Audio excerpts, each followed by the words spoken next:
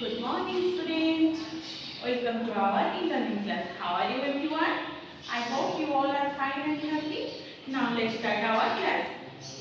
Today is your English class. Now open your English book, page number 9. Today is your English class. Now open your book, page number 9. The image count पढ़िबा. Listen carefully. Listen carefully. The words you are being with the initial consonant blend BL.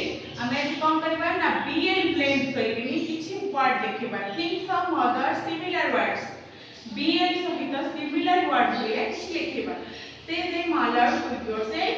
Then write them down in your best handwriting. एठी हमें कौन करिबा. First think करिबा माने भाबिबा. Then हमें write करिबा. BL blend.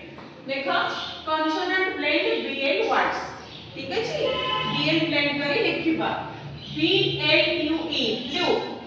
सेमती black, block, bloom, blink, bless. एथिरे BL blend हेछि ना नै. तो ए वर्ड को तमे एठी सुंदर हैंडराइटिंग रे लिखिबा. ठीक अछि.